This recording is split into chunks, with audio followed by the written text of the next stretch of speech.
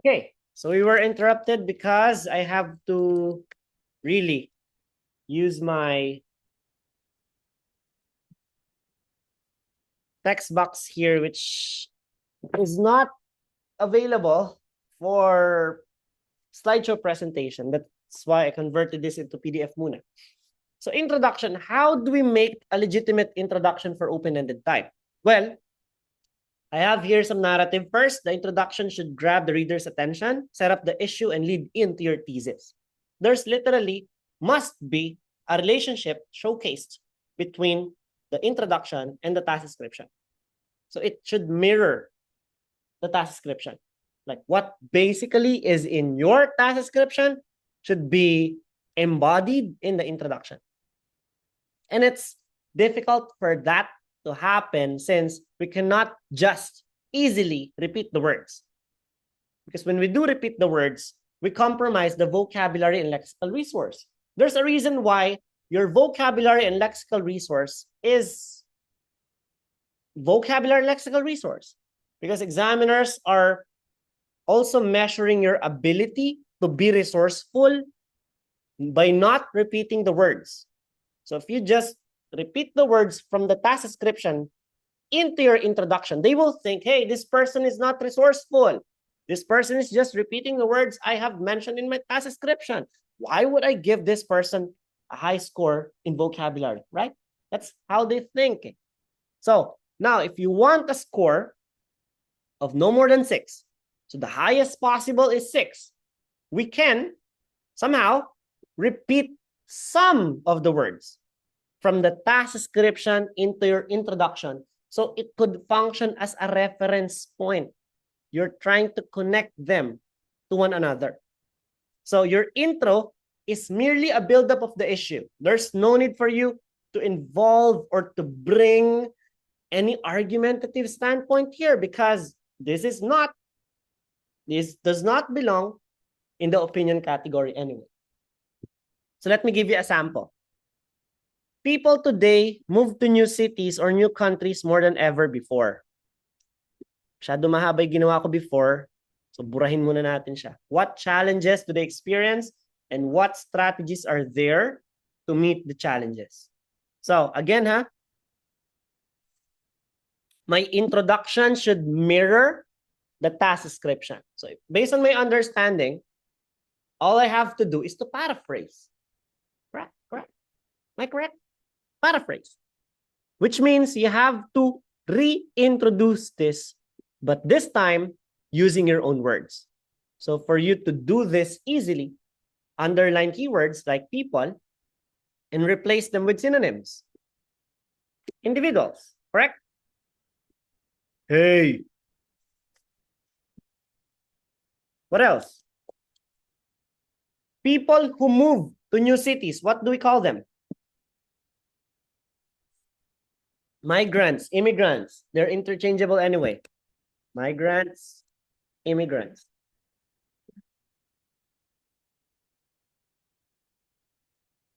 New cities, new countries. Pwedeng abroad, di ba? Overseas.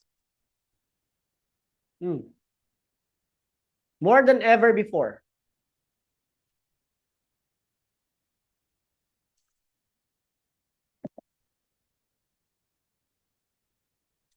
Today than in the past. What challenges? What are the words we can replace challenges with? Problems. What else? Hardships. Hardships, difficulties, obstacles, predicaments. Dami, di ba? What about strategies?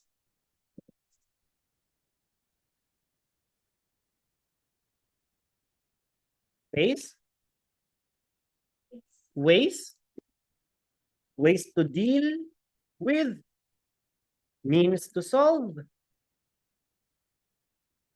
Diba? Solution, answer. Ang sagot sa problemang ito, di ba? And then we have to mix them all together, giving us this sample introduction now, diba? Many individuals today migrate overseas than in the past. Many individuals migrate overseas today. Sorry. Today, more than in the past.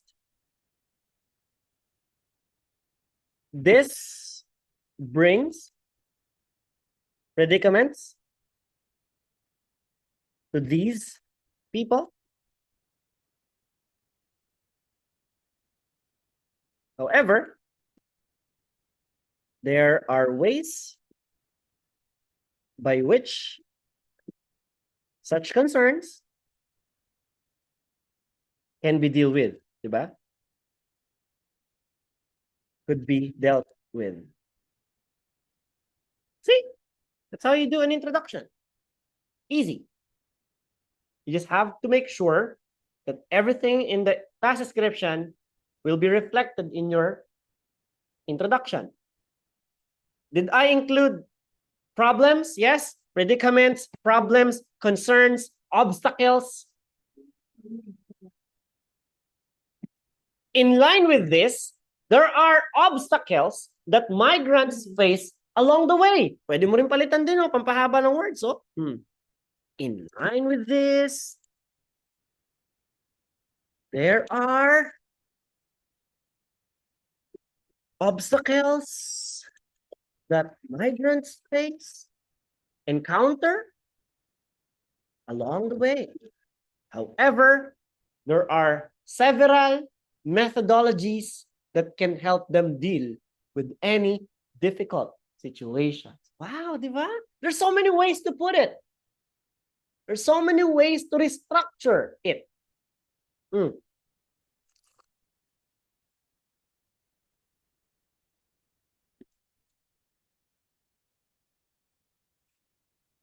So look at what I did 2 years ago. It is undeniable that the number of people who migrate to search for better opportunities is continuously increasing, and there's no sign that this will stop anytime soon. A call out for the more than ever before. This offers a lot of advantages, not only to families, but also to the economy. However, there are so many difficulties migrants face abroad, and in reality, some of them are already sacrificing the quality of life in exchange of quantity. Despite this, there are measures to address such predicaments with the use of modern technology. So that is my sample introduction in the past.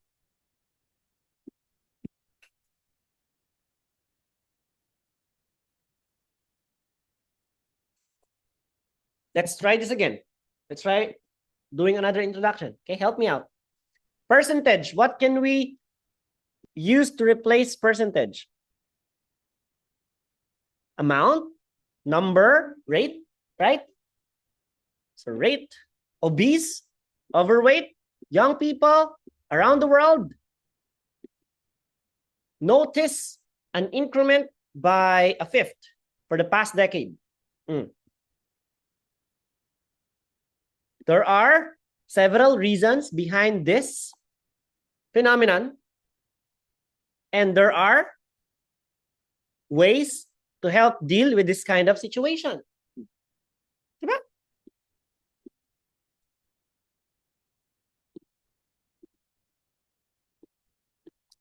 The rate of overweight young people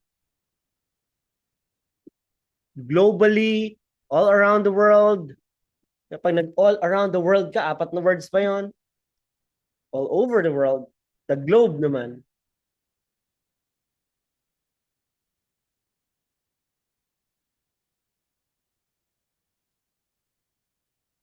By a fifth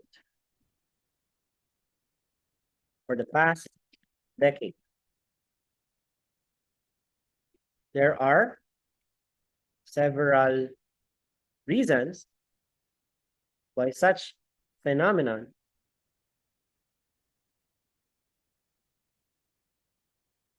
occurred. And there are various methods to help deal with this situation.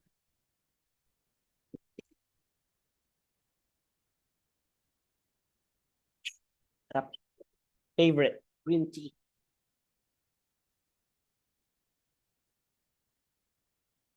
Questions?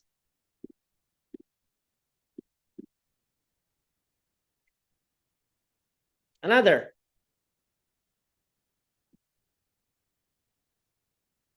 The internet is a great course of information and opened up opportunities for people to learn all over the world. Is all information reliable? So you have to say yes or no. And then what could be done to control information online? So internet can be replaced with websites, World Wide Web. The World Wide Web is a massive data hub which enabled a more convenient way of accessing information. However, some of the contents online are not reliable, unreliable, misleading, di ba? Ano pa? Fraudulent, peke. And there are methods, ways, answers, way out, solution. There are steps that both the individuals and the authorities must do to ensure its reliability or integrity.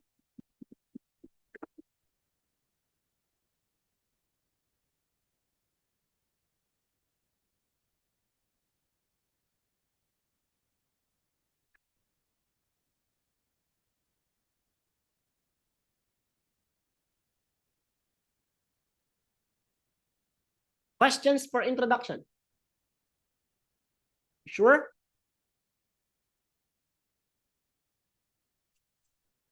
So someone, hi sir, permission to leave. Okay, Christian. So each individual paragraph should be focused on single idea that supports your theme. This is for the body. Begin paragraphs with topic sentences, rather support assertions with evidence, and expound your ideas in the clearest, most sensible way you can. Therefore, as I've mentioned before, the heart and core of your essay writing is going to be about discussion, explaining. You have a lot of explaining to do. So you have to make sure that you're going to grind everything. You will be including everything in this regard. So make sure you answer all the following questions that needed to be answered about the topic, state all relevant views, provide concrete evidences. In the concluding part,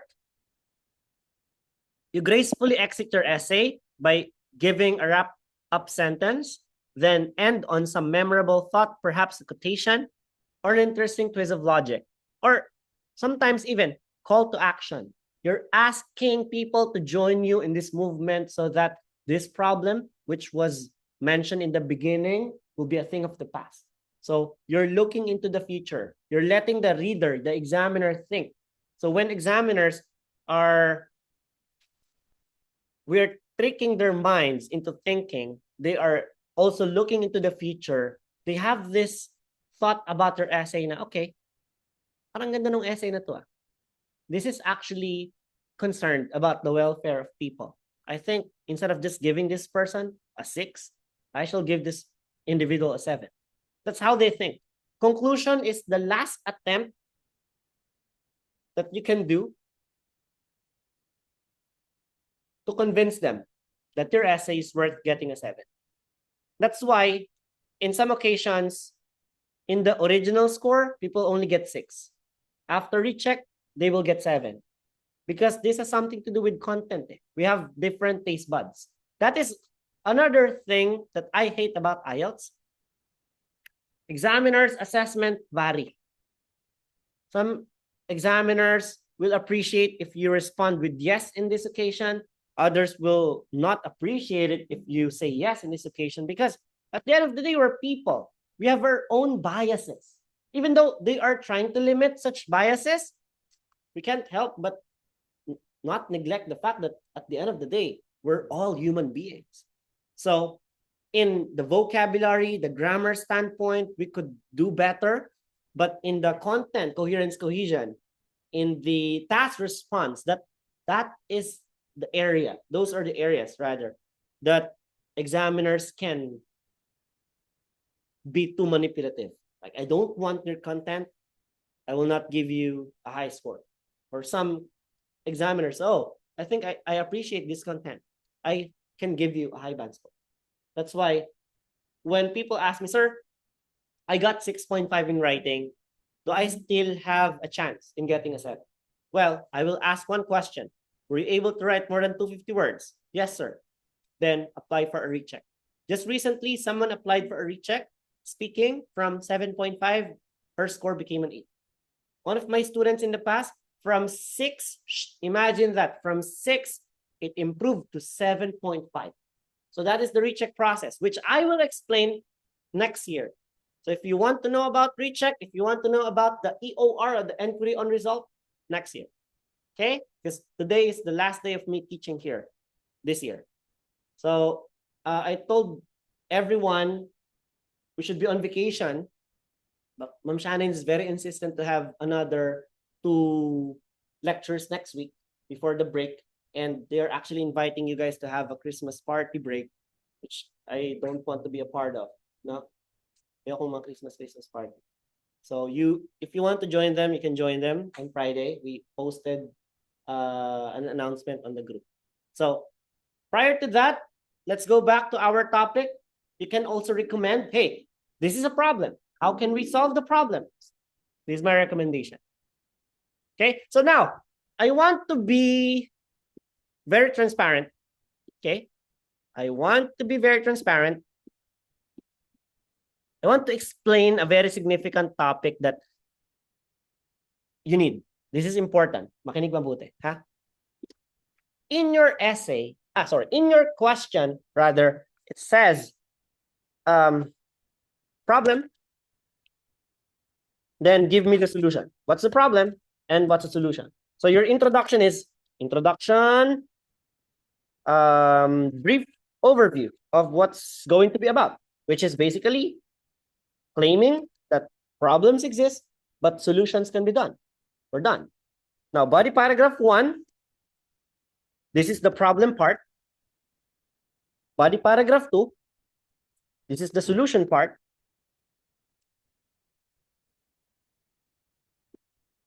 And then, conclusion. Are we clear?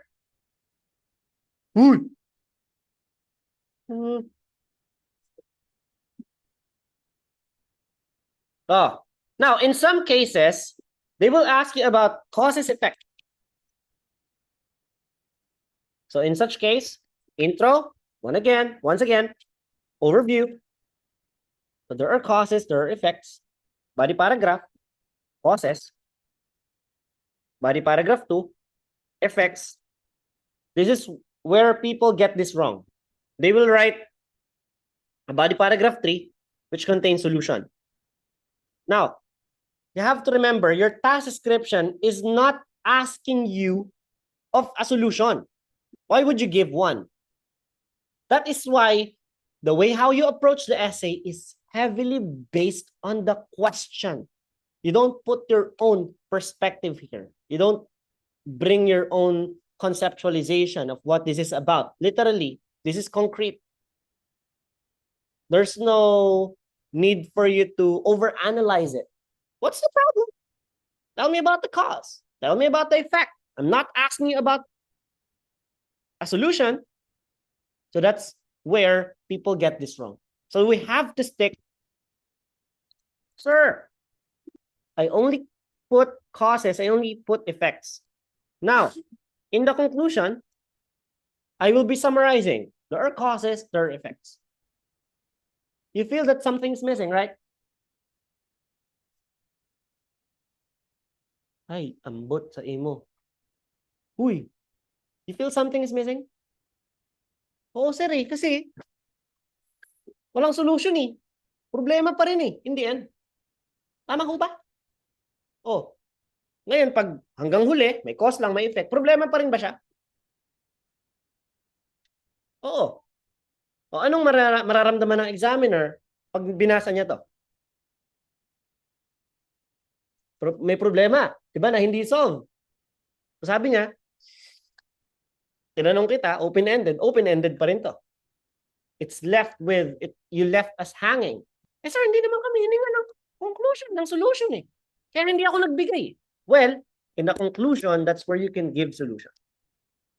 Yes, you can recommend.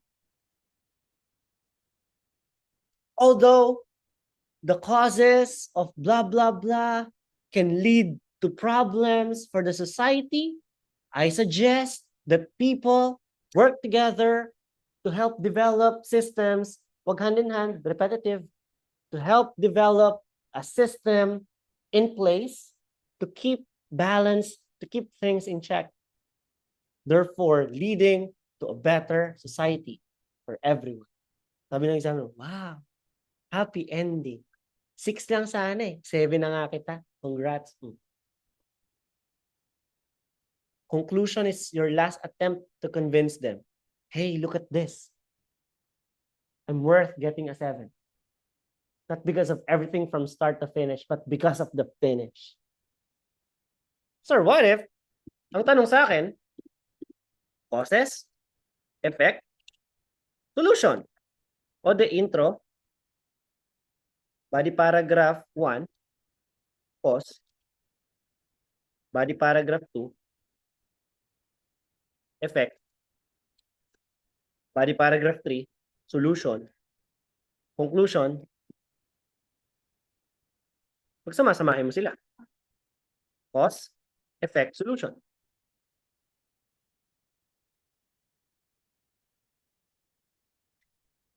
Summary.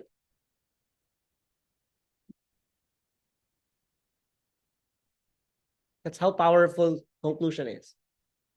We actually consider conclusion as the most important part of the essay. So, do it well. In conclusion, several factors might be great hindrances to people who migrate. However, change is always constant in people's lives, and it could only be conquered by those who are adaptive and take it in a positive way.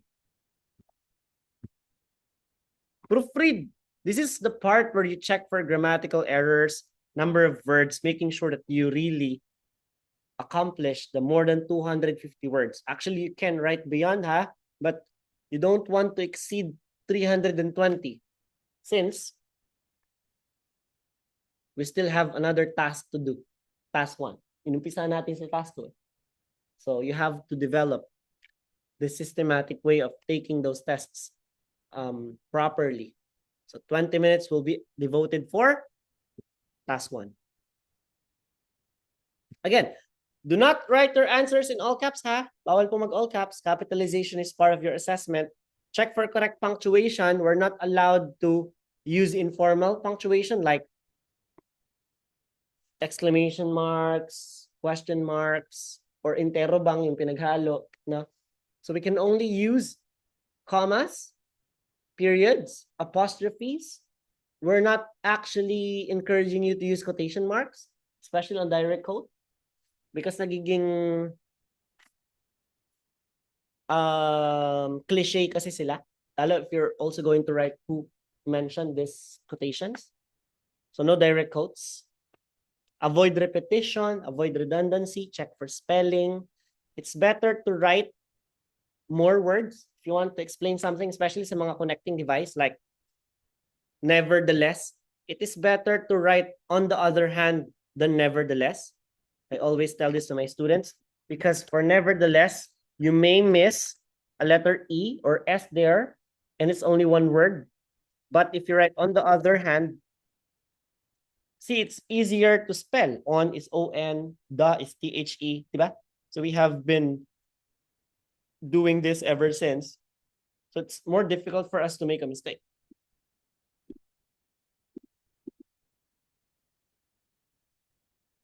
Format, full block, you don't need to indent, ha? So if you're going to write, this is a sample writing task 1, do it in the instructed line. This is your border. Bawal lumagpas dito, kaya naman meron kaming mga hyphens before. Di ba? May mga superimpositions dati. Okay? So bawal lumagpas dyan. Kasi pag lumagpas ka dyan, penalty na sa vocab before yan eh. So napaka-critical talaga natin sa handwriting pagdating sa pen and paper-based test, which we can avoid in computer-based test because automatically, if you write measurement and hindi na siya kakasya, mag-auto-align na siya sa kabila. So that's the beauty of automated test. Practice is never a thing that causes exhaustion. It is a thing that causes people to improve. In this world, one thing that is constant is improvement. So ito yung mga sample questions natin. Dami. So I have tons of samples here. Sample 1, in many cities, an increasing number of people do not know their neighbors and there is no sense of community anymore. What do you think are the causes of this lack of sense of community? And suggest measures that might deal with the situation. So the question is asking you, what is the cause and what is the measure? Sample. While urban societies have allowed people to enjoy a more convenient and comfortable way of life, they have also caused many individuals today to isolate themselves from their neighbors. Guys, if we're going to go back, the topic is about neighborhood. Can you imagine? They are going to ask you, why do you think people in cities don't know their neighbors? Why do I care? That's the question. So you have to write a more than 250-word essay for it. That's going to be a problem. A number of reasons can be attributed to this tendency among city dwellers. Nevertheless, the situation can be addressed effectively if certain proactive steps are taken by the government and the urban population. So question, why do you think in cities, we don't have this sense of need to know everyone in a community? Why we don't know the neighbors? Why? Why do you think? So imagine this. In provinces, do you know who your neighbors are? Relatives? You know your neighbors? Even though your neighbors are not relatives, do you know them? Do you know who your neighbors are? What's the name of your neighbor? The one living in front of your house. Who was it? Name? Rebecca. Di ba? Kilala niya. No, sir. Kilala mo yung kapitbahay mo sa kanan? Si Mario. Kilala mo yung kapitbahay mo sa kaliwa? Di ba? We know the names. But when you go to the city, you ask them, who's your neighbor? They cannot give you a concrete answer. Who's been to Manila for quite some time? Like nag-aral doon o nagtrabaho doon? Ilang months? Taas naman.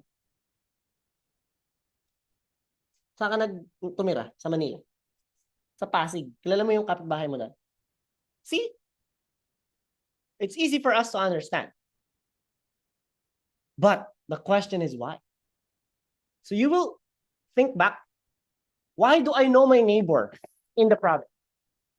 It's because it's easy for us to know them. We see them constantly. Nagwawales, nag-aabot ng handa. Ah, Mare, ito nga pala yung pansit. Birthday kasi ni ganito eh. And most of our neighbors are our relatives. Si Bilas, si Bayaw, si Tatay, nasa harap, si Bunso, nasa likod. Di ba? Nagigets niyo yung point? Pero pag punta mo sa urban areas, like in Metro Manila, huwag na tayo lumayo. Metropolitan cities, metropolitan areas, we have high-rise condominium units and apartments. That's one. It's basically impossible. Your neighbor is below you or above you. mare, birthday ni ganito, di ba? Another is your goals. You are in Manila to work. You have to wake up 5:30, prepare your stuff, go to work, be there before 9. You're exhausted. When you come home, traffic is heavy. You got home by around 8:39. Tatamarin ka na kumatok pa sa bahay ng kapitbahay na, pwede ba tayo magkilala? Di ba? Get the point? So we have to develop reasoning. That's first. It's physically impossible. Second, so being introduced to a neighborhood network is denied in metropolitan areas because of busy schedule of everyone. And not to mention the fact that pag nasa Manila ka or nasa urban areas ka, wala sa itsura yung kawatan di ba? Minsan nakasuit and tie pa yung mga yan. Hindi mo alam sino pagkakatiwalaan mo doon. Jowa mo nga, nagtataksil pa sa'yo Ito pa kayong mga strangers. People who choose to live in cities tend not to know their neighbors because the lifestyle in metropolitan communities is often frantic pace, laging nagmamadali, and isolating. These individuals are more likely to take comfort from their immediate families or flatmates rather than the more traditional neighborhood networks one might find in rural areas. Kasama to sa body. Magkasama sila sa paragraph. Moreover, as cities become more crowded, people are forced to live in high-rise apartments where it is more difficult to meet and associate with neighbors. The normal opportunities to mingle in common areas or be introduced to others through family networks are denied most in these places. To make matters worse, individuals often find it difficult to trust strangers in the masses of unknown people they confront because cities can promote selfish attitudes and odd agendas. Today, the old adage not to trust strangers appears even more valid in the midst of unfamiliar people. So anong solution natin dyan? However, this lack of sense of community may be addressed by personal effort and by the creation of spaces and areas that encourage the development of community interaction and relationship building. So kung mga kondo, karoon tayo ng mga clubhouses. Kung mga barangay 185, mga mararami talagang tao, magkaroon tayo ng mga gatherings, activities, like sports, that's one. Zumba, diba? Zumba para sa mga teenagers, basketball para sa mga 85 years old na lola, tama ba? Okay. So it should be age appropriate and gender appropriate as well. Yung mga kids, ang gusto niyan, mga Halloween, trick or treats, Easter egg hunt, yan. Sa Christmas, ayan caroling. So, in conclusion, the isolation often experienced in cities can be dealt with. All that is required is a reframing of the idea of community and goodwill in doing this. Sample 2. Teka. We will be taking. It's undeniable. People today move to new cities or new countries more than ever before. What challenges do they experience and what strategies are there to meet the challenges? So for your introduction, it is undeniable that the number of people, pwede natin palitan niya ng individuals, migrate to search for better opportunities is continuously increasing. And there's no sign that this will stop anytime soon. However, there are so many difficulties migrants face abroad, and in reality, some of them are already sacrificing the quality of life in exchange for quantity. Despite this, there are measures to address such predicaments with the use of modern technology. So first, what challenges do people experience when they migrate? Number one is definitely adaptation to the new environment, considering your culture, language, food. So it belongs to one umbrella. It's under one umbrella. And then the other would be homesickness. So we have two challenges, which is here. The migration of overseas workers offers a lot of advantages, not only to the families, but also to the economy of the country of origin, thank you, and the host nation as well. Nevertheless, one of the problems they encounter is cultural indifference, since differences in traditional beliefs may lead to social isolation if one does not learn how to adapt. This ignorance could lead to setbacks that give rise to racial discrimination, bullying, and other problems faced by overseas settlers. The comfort and security that families and friends bring are also very significant aspects of a person's life. Such feeling of belongingness is hard to achieve in vastly diverse world, and it takes time, courage, and sacrifice for anyone to fully adjust. Okay, marami na nag-leave. Okay.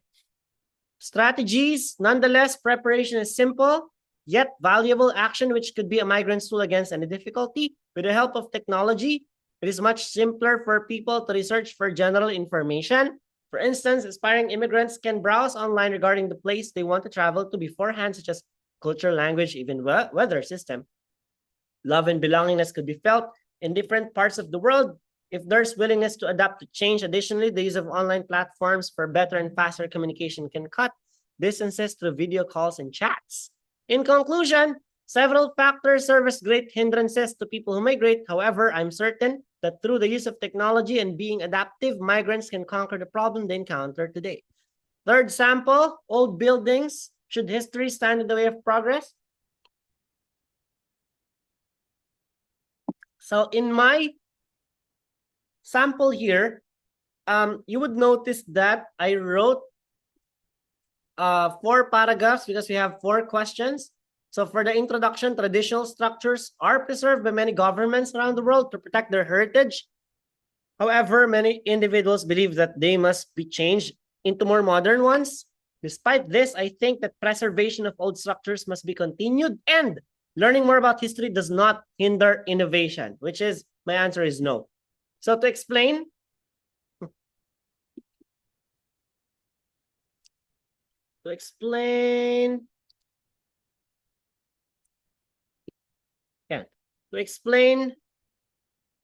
there are many symbols of a country, museums, temples, old houses, and it is essential for a nation to preserve because such symbols offers lessons to the next generation. The tradition and culture are maintained through these symbolic establishments. In addition, many of these places serve as tourist attractions not only because of the reminiscence they bring, but also because they're pleasing to look at. For example, Taj Mahal in India is an architectural marvel that many people behold, regardless of the differences in religious beliefs. Should history in the way of progress? On the other hand, history does not get in the way of progress, but quite the contrary. Many traditional structures are still standing today, are results of years of engineering, as builders of the past have utilized various techniques that are passed on even today.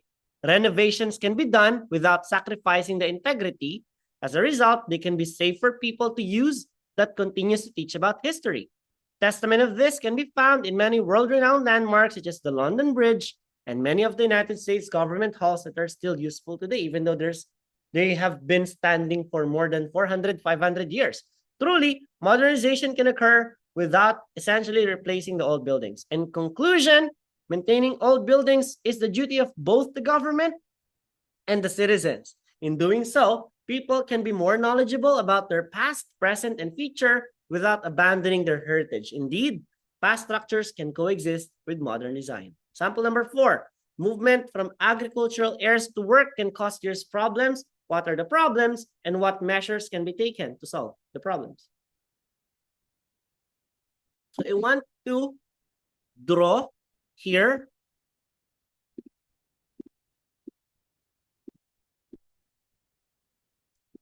two circles. One that represents the agriculture, dapat green. And this is the agricultural area. And this one is the city, which is again smaller, right, than provinces. Are cities in metropolitan areas smaller than provinces? Yes.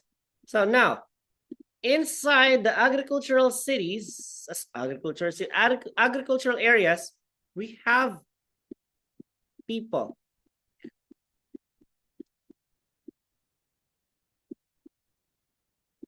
And in metropolitan areas, we have even more people, right? Because that's where you can find more people. Now, what if one person here, or this person's family decides to go here.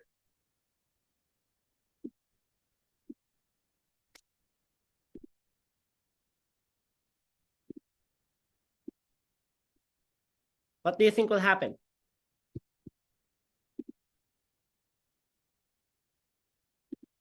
Sir, wala po.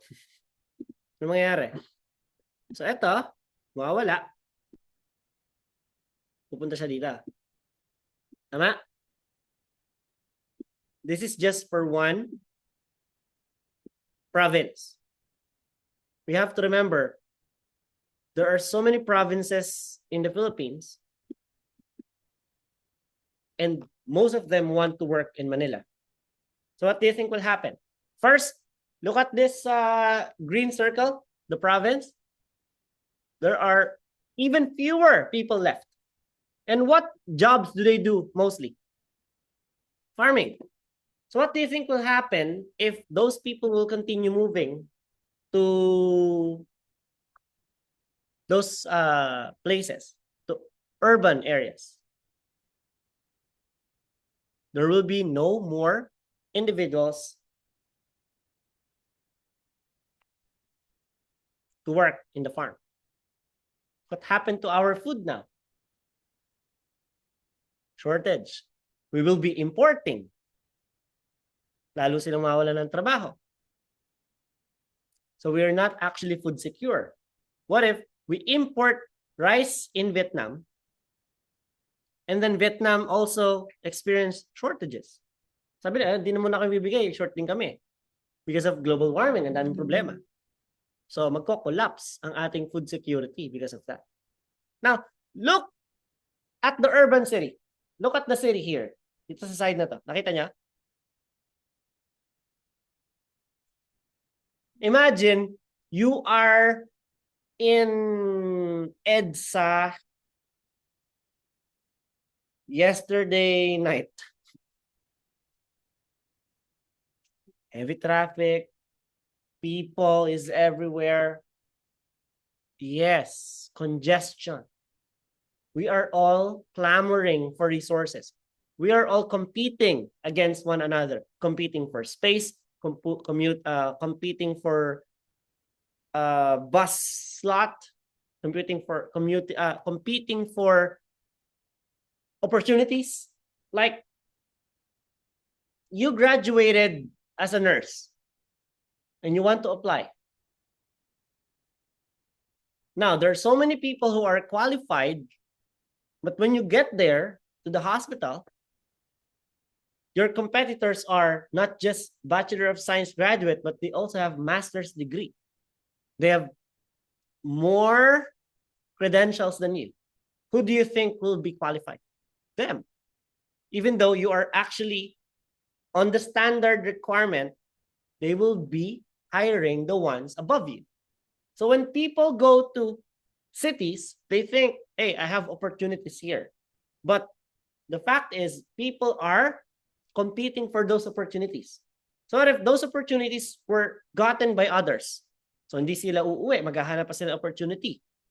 Dahil ang daming tao doon, ang daming nilang needs, ang taas ang cost of living, they will resort to crime.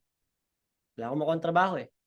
Mang-hold up na lang ako. Magnakaw na lang ako. That's why crime rates in cities, not just in Manila, all over the world, cities all over the world, they have much higher crime rates than countryside because of that. So, paano mo ngayon i-explain yan? Ito siya. The migration trend happening these days seems to pose more risk than benefits to both the agricultural regions and urban districts. Rural migrants flock the business centers to find more stable jobs, but as the population in the cities increases, opportunities for employment become less likely. Despite this, there are measures that the government and individuals must take to deal with the situation. So ito lang po yung kanina. Problem paragraph, congestion. Wala nang paligoy-ligoy, di ba? Na? You don't sugarcoat. Boom! Ito yung problema, congestion. Causes huge setbacks to urban inhabitants. The increase in city population gives rise to such issues as housing shortage, pollution, inadequacy of public transport, and traffic problems. Worst of all, in an attempt to survive in an extremely hostile environment, some people even resort to crime. In the like manner, This craze for urban settlement is disadvantageous to the agricultural districts as more people move to the cities in search for better jobs. Fewer workers are left in the farmlands.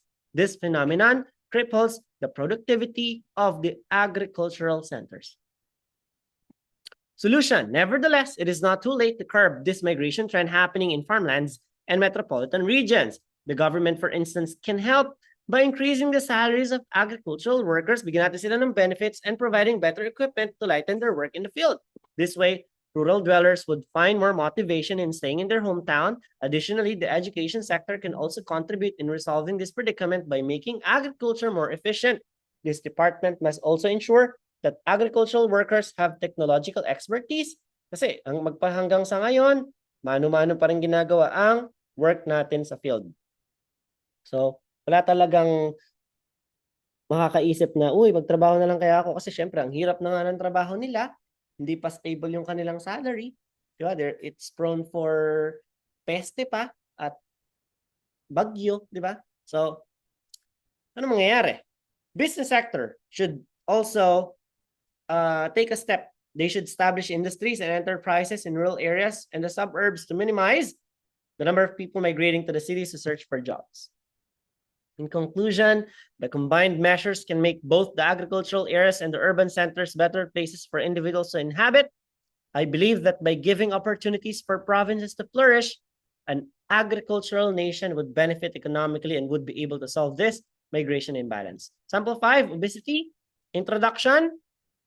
This phenomenon can be attributed to the number of factors, but there are corrective measures that can be taken to tackle this problem. Causes. One of the causes of childhood obesity is the type of diet children today used to have.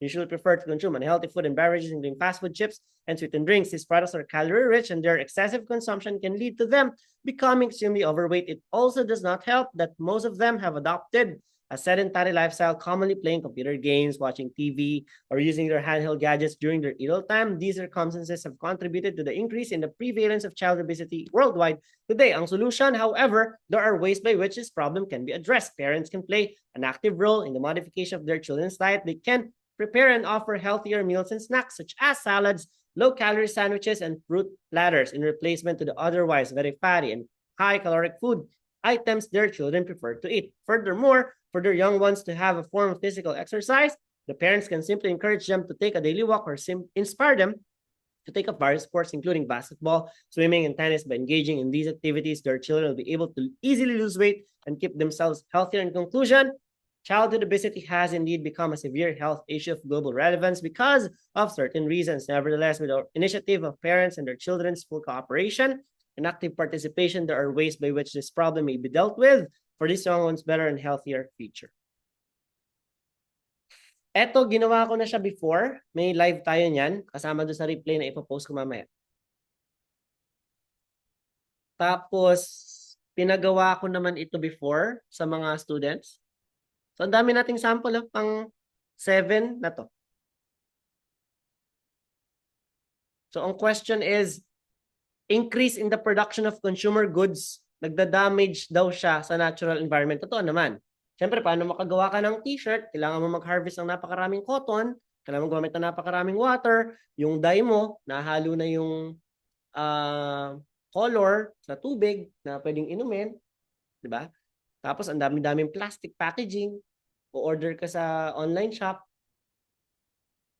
lapis lang in-order mo, tinagtad ng balot ng plastic, sa mo naman itatapon yun, kahit itapon mo siya sa tamang basurahan, tatapon lang yan sa landfill, hanginin yan, makakarating din yan sa mga katubigan. So anong cost daw ng pag-damage nun sa environment? At syempre, anong solusyon na nakita mo dyan? So ito po, nagawa ko na siya before.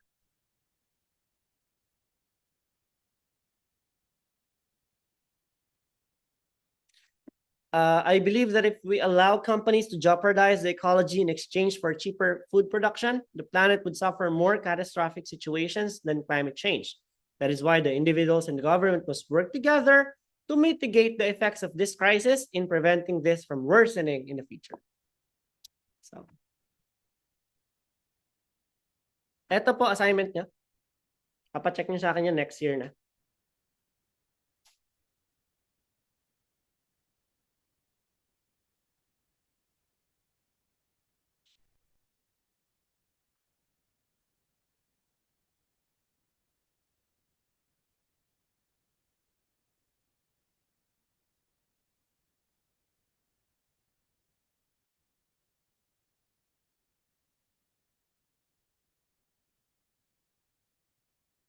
Meron na rin ako sa banning public places. Nagawa na yan natin before.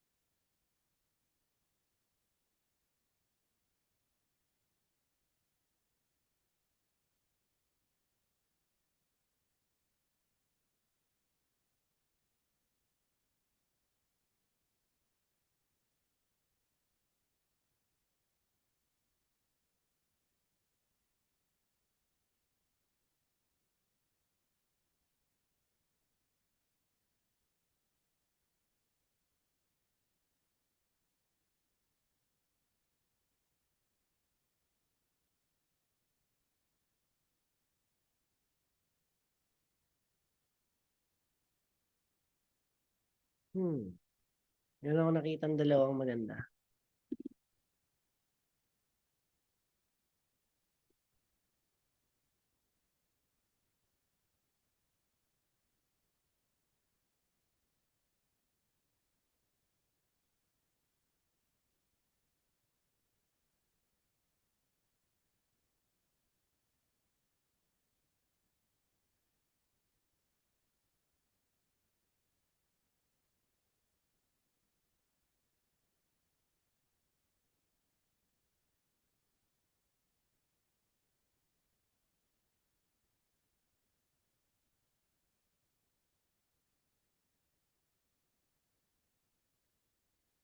Okay. Many companies sponsor sports teams and events. Hindi ko pa ito nagagawa. Nakagawa na ako sa education, nakagawa na ako sa neighborhood, nakagawa na ako. Ito, hindi pa. Many companies sponsor sports team and events, advertise their products or service. What advantages and disadvantages does this bring for the teams, excuse me, and companies and individuals that these companies sponsor? Yan.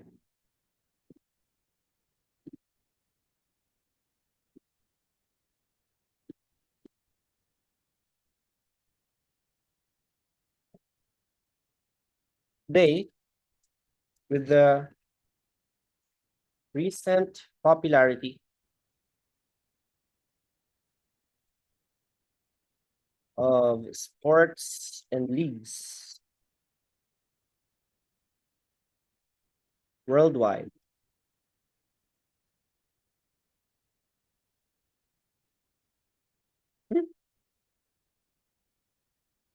many brands want to be part of this success. Hence, they get involved with players and teams for advertisement.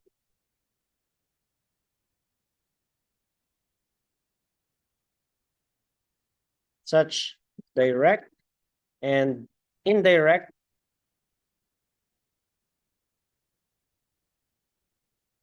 relation of brands to sports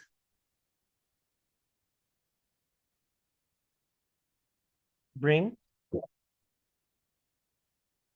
advantages, benefits to the players,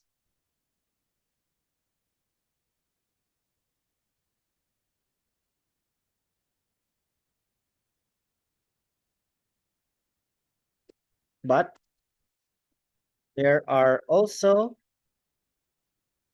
consequences to this that need to be addressed. One of the many advantages of brand sponsorship to a player or a team is revenue.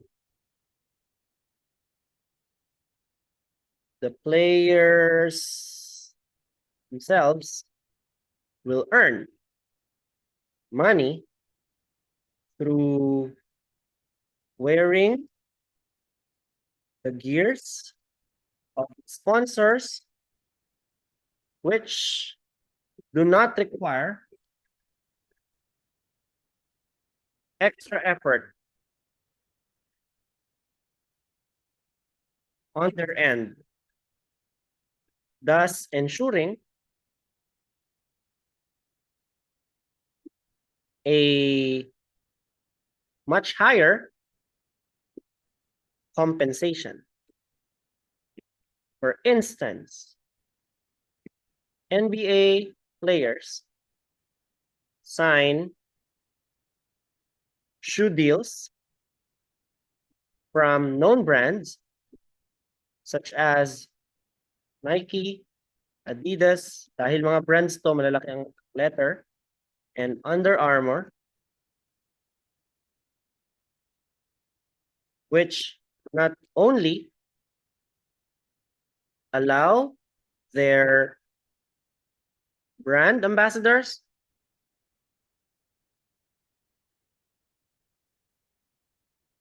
no, not only provide these athletes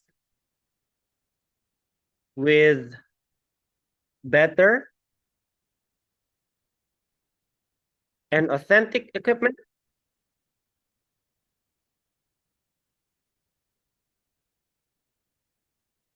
but also provide them compensation of hundreds of millions of dollars. On the other hand, the negative implication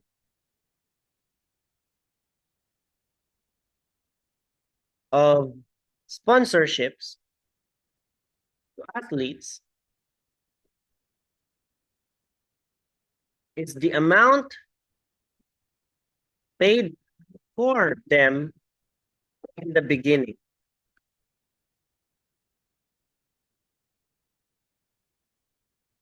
In certain situations, for a certain sponsor to afford millions of dollars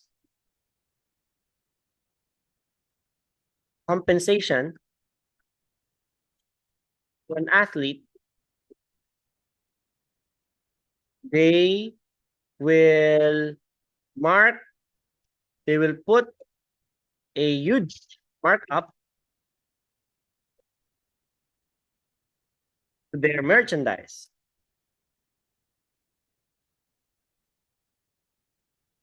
Especially shoes. To illustrate, the Jordan brand by Nike costs 40% more, laking N,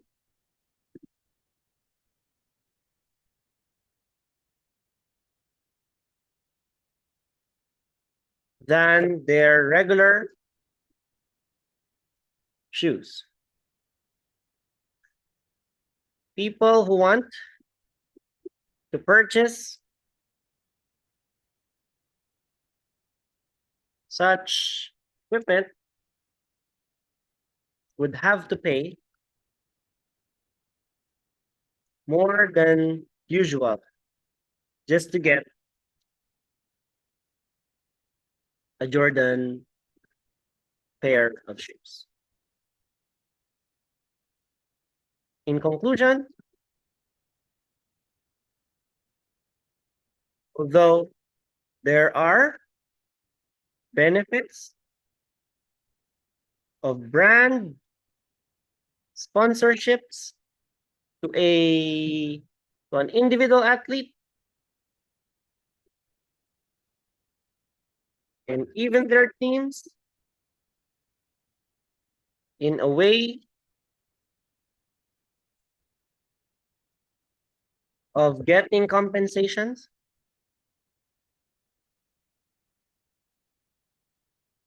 from it,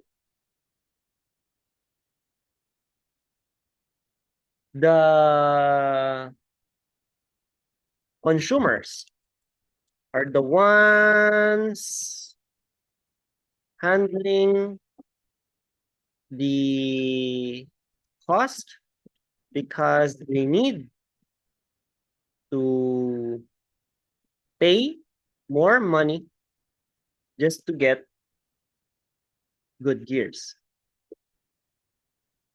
I believe that the emergence of more affordable brand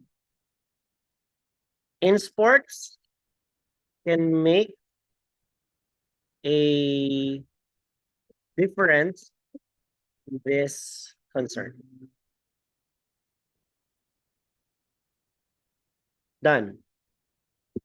Number of words, 285 in 9 minutes. So pwede akong edit pa, magdagdag pa ng example, ayusin yung mga comma, yung 100, mali spelling, pwede pa akong mag-edit. Yan. That's how you do an essay. So I am able to do this fast because I practice a lot. So this 40-minute time, you don't have to be ashamed of trying to practice. Now, okay, I tried this the first time, doing task 2, naka 55 minutes ako. That's okay. One of my students who got 8 started with an hour for task 2. So try to finish whatever tasks you need to do and try to trim down the time. This way, you can develop this sense of completion every time you do a task. And then the time will be much faster the following day. So I did this 55 minutes today. I'm challenging myself to do it after coaching, 45 the next time. Then 40, then 38, then 35. So we have to make sure that we finish it in 35 minutes because we want to allot the 5 minutes time for planning and proofreading. Are we clear? Okay, so that is the end of our open-ended discussion. Thank you for staying with us until the end. Carlo, Cham, Noemi, have a nice day. God bless and good luck. I'll be uploading the replay of both the recordings in a bit. So God bless you guys. And advance happy holidays because this will be the last lecture that I'm going to cover for this year. So see you in January.